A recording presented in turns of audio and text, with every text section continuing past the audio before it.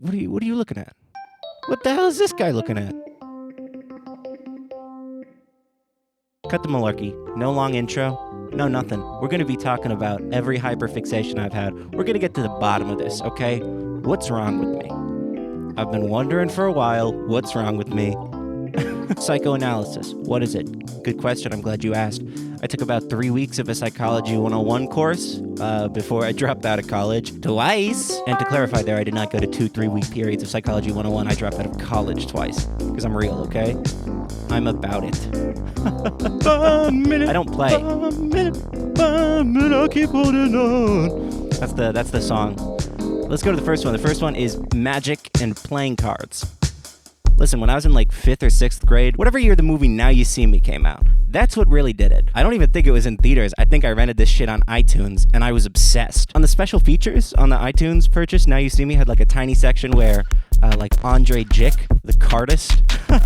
I know you guys are like, whoa, she's hip to Andre Jick? Yeah, I'm hip. I'm hip. Come on now. What do you think she has to say about it?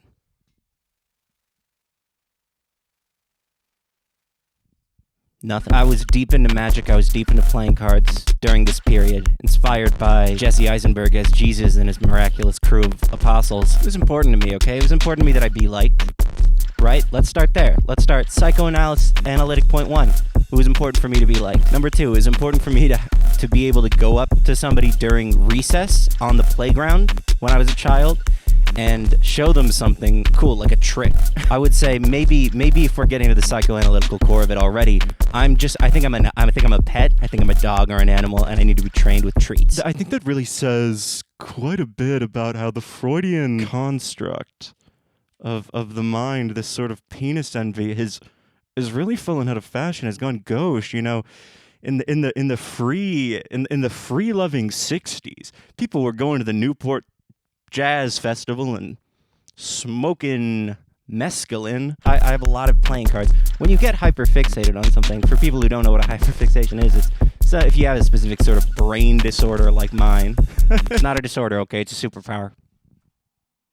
I'm differently powered, I guess you could say. Get a load of this. I spent quite a bit of money over the years acquiring decks of cards. I like to look at them for many reasons. They are beautiful pieces of art. They might have custom artwork, custom face cards, custom pips on the cards for the different suits. They might have lavishly illustrated backs or beautifully designed tuck boxes with specific materials. And the cool thing about when you sort of have a brain disorder and you fixate on something and you're like, this is the only thing that makes me happy, I need this thing.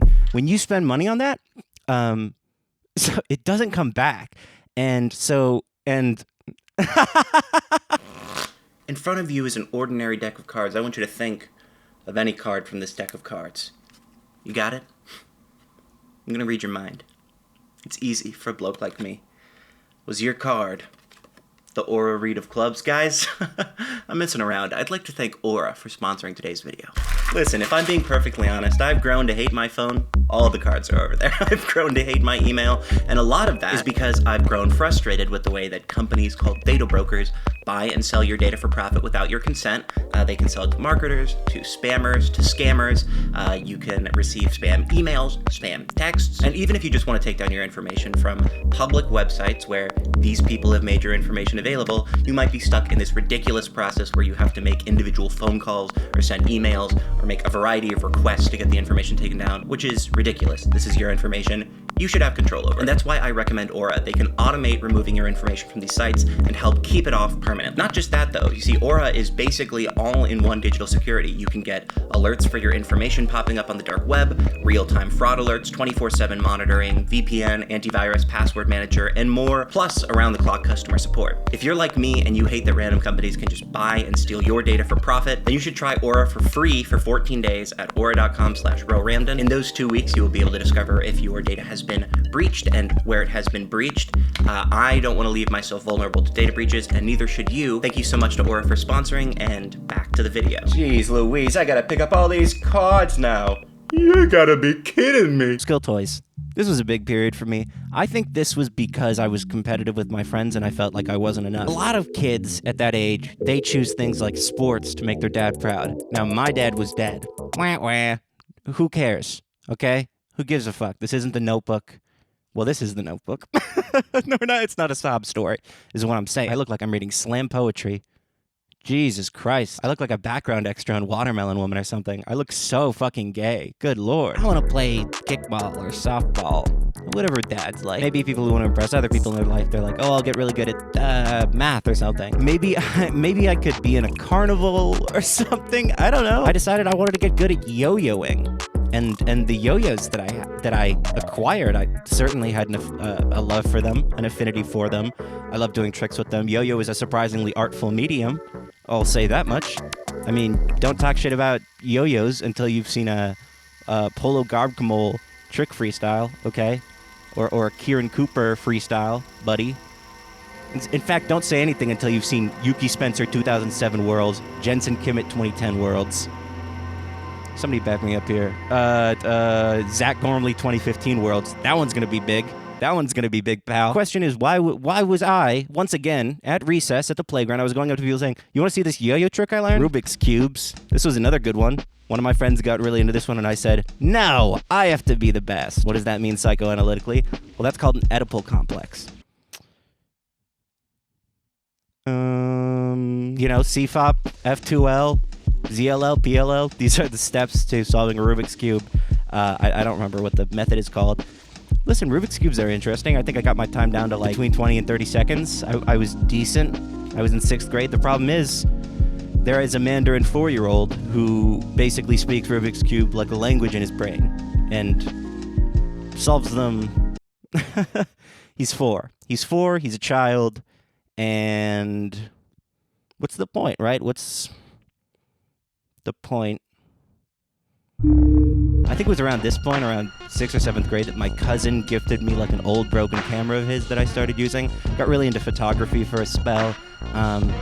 Again, I just posted these on social media, maybe somebody will like me. Maybe I can show this to somebody. You gotta wonder, all of this cloying, all of this desperation for attention, it seems perfect for getting somebody to be a YouTuber, and so it's a good thing that I am not a YouTuber and that I didn't video games. I've been big into video games a few times in my life. First time was when I was like 6 and my sister and I would play Mario Kart 8 and we would try to get the same minigame over and over again and we didn't. And so we were like, this is stupid. We only want to play the cool racing minigame. But of course the game Mario Party is, or I said Mario Kart. I guess I meant Mario Party. And so the second time that I was really into video games was when I was like 9.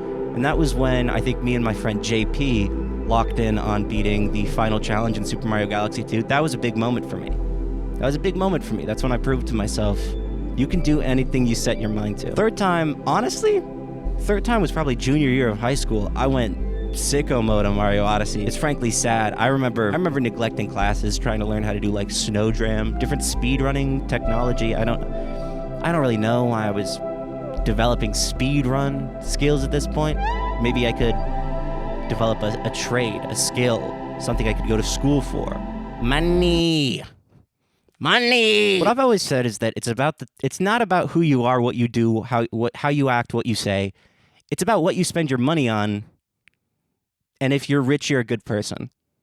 That sounds right. And then the next time was, I want to say last year. Last year, I just had a huge stint of playing like 100 video games. A lot of indie classics. You got Hyper Light Drifter. You got Fez. You got The Witness. You got Tunic. You get the oh yes. A lot of the Souls games. Some survival horror. I tried to play everything. It worked. The problem was, I was in a major depressive episode, so what are you going to do about that? Not much. Movies. What's to say about movies? Maybe one of the greatest things humanity has ever invented. Can you not go to sleep when I'm talking about my true love? I love movies. My whole last video was talking about movies. I don't need to talk more about movies. What the hell is this guy doing? Holy moly. Board games, big board games there about 2 years ago. You buy a lot of board games, and then you play a lot of board games because in the moment you think, board games. Now here's something I haven't given much thought to in a long time, and you sort of have this wonderful honeymoon period where you're like, wow, there are so many board games. People like playing them. Then about after 3 months of buying every single board game you can think of buying and not really playing them, you realize, this was a glitch. This was a glitch in my brain. This didn't need to happen. Don't get me, I love board games. That's not true. When people come over and ask to play the board games, and you can see I got a lot of board games. Once again, the fun thing is that when you spend the money, it doesn't come back. It's not like, maybe if somebody could attach a fucking boomerang to money, that would work. But no, not for, not for my money. You guys see how I'm sweating like a pig? This happens all the time now. It's summer in Seattle. It's 1 million degrees. I checked on the thermometer. It's 1 million degrees Celsius. Board games. What board games do I like? Jaipur, Cascadia, Sagrada. I'm not heady, okay? I don't play Euro games. I don't play, I don't know, what's the most intellectual board game? RuneScape? RuneScape. Music. I feel like music might be my oldest love, but also something I didn't understand how to sort of place into my life. I didn't understand what it meant. I have had lots of musical experiences with people. I've never really pursued it singularly. And you got to wonder, at a point after you get so far into your life, having forged such a deep connection with this thing, why haven't I been taking it more seriously? Why haven't I been giving more of myself to this thing? Music to me is such a beautiful evocation of what it means to be human on the like micro level. These small vibrations form these sounds that we use to communicate. And there's this dense, intricate language that we all trade in. I think from a young age, I was always drawn to jazz. Probably one of my favorite records of all time, Ahmad Jamal's Poinciana, Nat King Cole, Duke Ellington, Glenn Miller. And nowadays in my life, I listen to more stuff, a variety of stuff, let's just say. You got some Weird Al Yankovic, you got the original score for Fortnite. Music has always been a part of my life. I think it's important to accept music in your heart as it hits you, truthfully. Unless, and this is important, if you said that you liked it, you would be considered lame. So I guess don't be true to yourself. Okay, so what have we learned from all of these? We've learned, oh brother, I need attention and something to do. Oh gosh. Well, isn't that the way? Isn't that the gosh darn way? I mean, who couldn't relate to that, right? An alien? An alien from planet Weird. Dude, I'm fucking with you. Calm down. All right, here's the new wave. Here's the new hyperfixation. Borrow books. If you're at somebody's house and you see a book that you want to read, just be like, hey, can I borrow this? Think about all that's stored in every single book, right? Well, you got one book, it's what, like 100,000 words? All of the thoughts of whoever wrote it, and you've got like crazy portal directly into their brain, and what we take this for granted?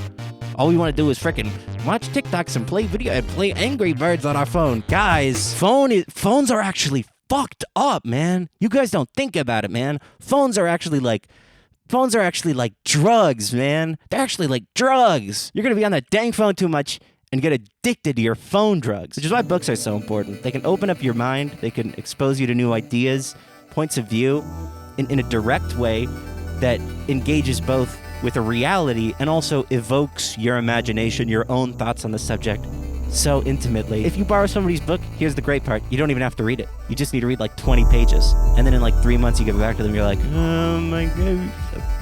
I liked some of the ideas for sure. I liked, what was it? Call Me Ishmael. That was interesting. I liked, I really thought it was interesting when the happy families were all alike and then the unhappy families were all unalike in their own, But I've been reading more recently.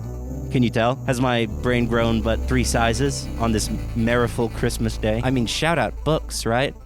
What's a more beautiful way to commune with your fellow person? Probably just like calling your friend and talking to them, honestly. Okay, I guess that's it. Thanks to Aura for sponsoring the video.